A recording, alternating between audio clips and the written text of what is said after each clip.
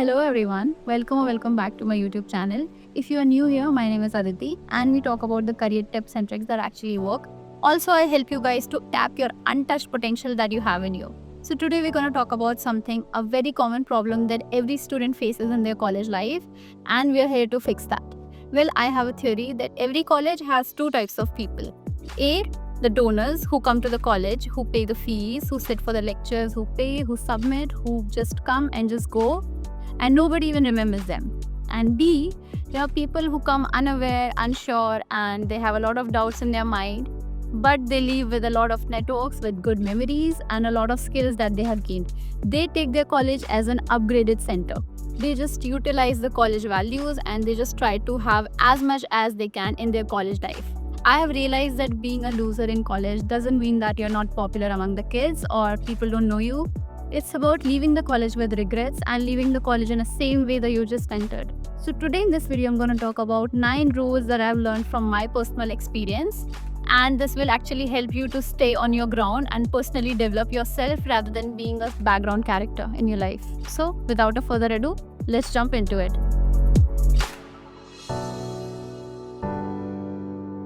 So let's talk about the rule number 1, the visual resume, the way people see you or the way people see you for the first time. Let me share a personal example from my personal experience.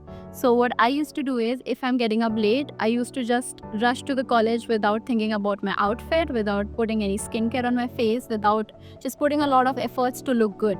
It actually made me so underconfident because whenever I'm talking to someone, I felt like that I don't look good enough, and these people are so presentable, they look so beautiful, they look so handsome, and I'm just not presentable enough to be in this college. But the days that I actually dressed good, I felt the confidence in me. I just had the different energy in me just because I was looking good, just because I know that people are looking at me and they know that how good I am. Well, this is called the halo effect. You don't have to look like a model, but at least be presentable and just look like you are a put together person. Because your appearance becomes your visual resume. People get to judge you before even you open your mouth, right? So just try to look good, just try to have a good skincare, good outfits, and it doesn't have to be very expensive outfit, just a basic iron shirt or a good trouser, a good jeans or good t-shirt or whatever it is that makes you feel confident, just wear it and go. If you're feeling good outside, you will automatically feel good inside. So dress up for yourself and not for anyone else. Dress up the version you want to see yourself in and just give it a shot, guys. So the second most important rule is stop being the NPCs. You know what is NPC? Well, have you seen the characters in video games that they are not playable, they are just standing there in the background? Don't be one of them. Let me break the shell for you guys. A lot of us actually don't admit out loud because we are so ashamed of it. Most of students stay quiet not because they don't have opinions or because they don't know anything about it. It's because they feel awkward while saying it. They have the fear of being judged, they have the fear of judgment, and they are just so messed up in their heads that they don't want to initiate the conversation. What they often think about is, we don't join clubs because we don't know anything. We don't stand up for the anchoring because we don't have the confidence in us. We don't want to talk to people because we don't know how to initiate a conversation. Well, these are the thoughts that often go in students' mind. And because of these silent fears, we often turn into NPCs, the non-playable characters in the background, and nobody hardly remembers us. We are only there standing and watching others grow and achieving their dreams and just overcoming their fears, and we are just so scared to take the initiative. But here's the honest truth, guys. College is the safest place to fail. If you mess up a presentation, nobody is going to remember it after a lunch. If you mess up a speech, people are going to make an inside joke and they're not going to say it ever on your face. But if you make these same mistakes after 5 years in your office, there are going to be consequences, right? Your college is a sandbox, it's a playground, it's a training ground. So just fall as much as you can, fail as much as you can, just get up and get back to the hustle and just keep learning and keep doing things. So be participative, say yes to the things, take the initiative to do the events, take the initiative to do something in a class, volunteer yourself in different club activities, join different clubs in college. Just be there. You're not an NPC character, guys, right? You are someone, you have a personality, you are there to build yourself. And college is a place where you actually get to see the real you, the real competitor, the real hustlers. So this is the place where you can see yourself failing, or maybe this can be the place where you can see yourself growing. So every time you show up, you might fumble a lot at the beginning, you might have a shaky voice when you're speaking, you might get scared when you have to stand or you have to raise your hand, but you know what? You are unlocking a potential in you. You are unlocking yourself, the version you actually want to see in. So just take the initiative. So the most important rule is rule number 3. Audit your circle. See how your friends are. Let me tell you a very harsh truth, guys. Your college friends, your first year college friends are not going to be your lifelong friends. I'm sorry to say that, but it is true. In your first week, you will just cling on to anyone who just smiles at you, who just gives you a bit of attention, or if they just start a conversation, you treat them as your friend, and then maybe they become your friends. But by the end of the second year, are they actually your friends? You know a lot of things about them, right? Choose your friends very, very wisely. Your circle can lift you up, or they can just pull you down. Are you friends who talks about ambitions, plans, career growth? They talk about debate, they talk about political things, they talk about things that can actually help you to grow. Are they the one who actually talk about these things? You have to see this. Or the other type who always make gossips, always make fun of teachers, or always they just complain about each and everything and they never talk about growth. Just see who are your real friends, guys, and then choose your circle. If your friends are stuck, you get stuck even without realizing. If your friend is never talking about growth, you stop to dream big. If your friends are just there and making fun of teachers, you stop to respect anyone around you. If your friends don't care about their future, you slowly stop caring about yours too. So spend your time with people who can actually lift you up, who can actually help you to grow. Always be with someone who is actually better than you, or not just as you or below you, of course. Friends are meant to dream together, dream big together, and achieve their goals together, right? They're not supposed to lift you down. Just because they cannot achieve something in their life, it doesn't mean that they'll bring you down. And these kind of people actually do bring you down. If they see that you're growing and you're doing better in your life, they will pull your leg and bring you down. So mark my words, just try to have a circle with friends who are more into growth, more into future opportunities, or the think about things that actually how to help themselves, how to get better at things, or how to learn, who are always a learner and a hustler. So the rule number 4 is the solitude flex. Being alone is actually a superpower. Well, for the longest time, I used to wait for someone to give me a company to enter into a college canteen. Just because I don't have to eat my lunch alone, I used to call my group, I used to wait for people just so that they can come and sit next to me. And then I used to do that so much, and I used to wait for my friends so that they can actually come. But then one day I decided that, Aditi, just stop this loop. You don't have to do this. If you can live in Mumbai alone, you can definitely have a lunch in canteen alone, right? And you know what happened? Nobody looked at me, nobody stared at me, nobody judged me. I was just sitting there with myself, with my awkwardness in my head, and it was nothing.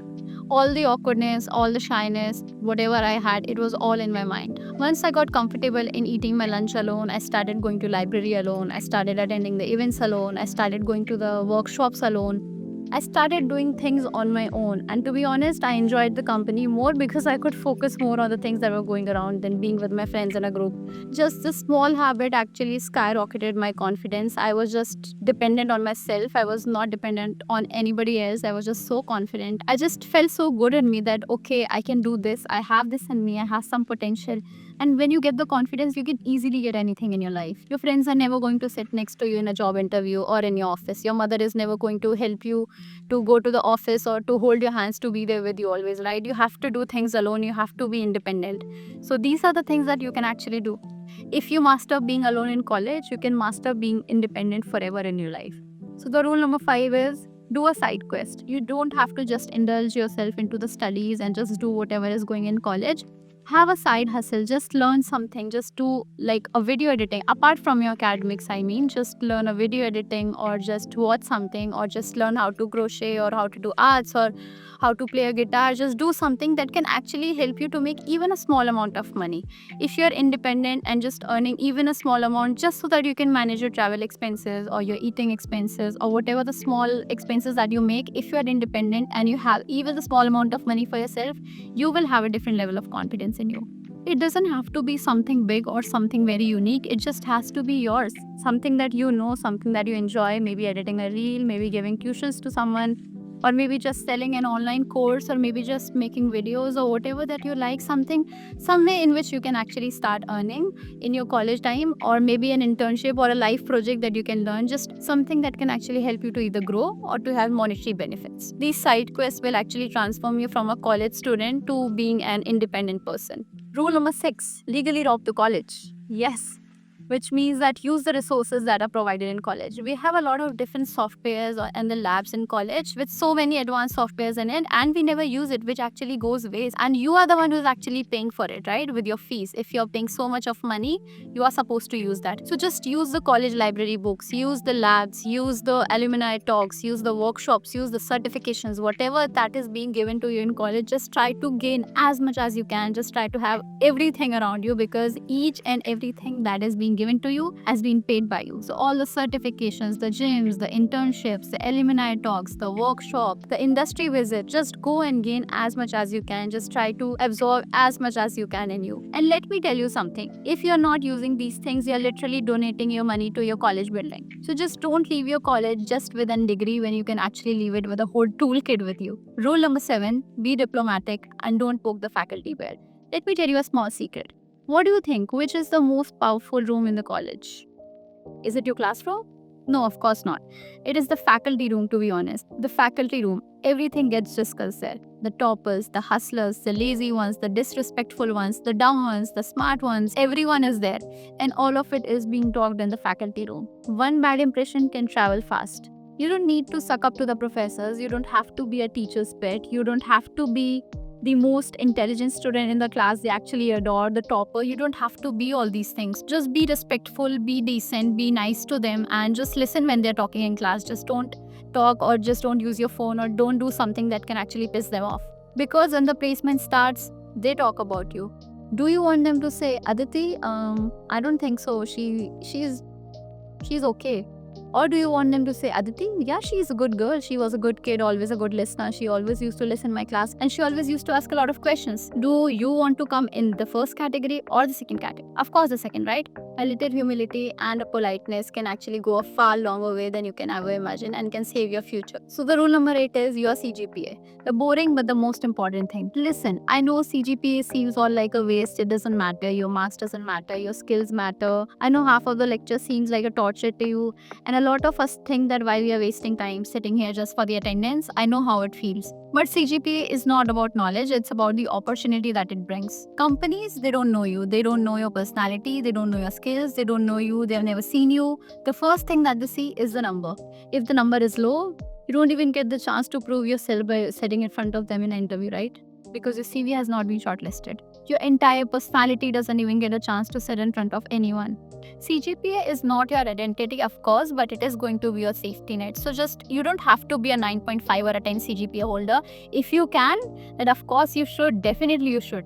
But if you are an average student, just try to focus to get at least 7.5, because below that, a lot of companies don't take people below 7.5. So at least try to keep your CGPA between 7.5 to 8 at least. So just try to stay above the cutoff so that you don't eliminate yourself even before the race starts, right? Last but not the least, rule number 9, capture everything.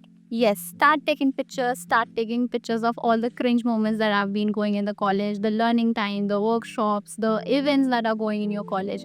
Just click pictures as many as you can. You don't realize it now, but all the late night assignments, the chaotic moments in class, all the rush in the corridors, you are going to miss all of these once it's done. Years later, you won't remember your marks, but the things that you're going to remember is the chai breaks, the in-between jokes, the inside jokes, the dramas, the festival, the college fest, the events, the friendship, the heartbreaks, all of these things you're going to miss. So take the pictures, record the videos, film the cringe, and just go out with your friends and make memories with them, because this is your most memorable part of your life and you have to enjoy it. And your future self is 100% going to thank you for these clips when you're going to see it in next 10 or 5 years. So these were the 9 rules that I've learned in my college journey, not to become a popular, not to become an influencer, not to become someone everybody is going to remember, but something to improve myself and to be the better version of myself, so that if I see myself from 5 years ago now, I should be proud of myself. So let me know in the comments which rule is the hardest for you. For me, it was sitting alone in the canteen and eating alone, but now I'm so happy that I overcame it. I hope this video helped you even a bit for your journey, and I hope these 9 rules will help you to improve your college life and not to be a loser. So until then, keep learning, keep hustling. If you want to see more such videos, subscribe to my channel if you're not already. We talk about career tips and tricks that actually work. Keep learning, keep hustling. See you in the next one. Bye bye.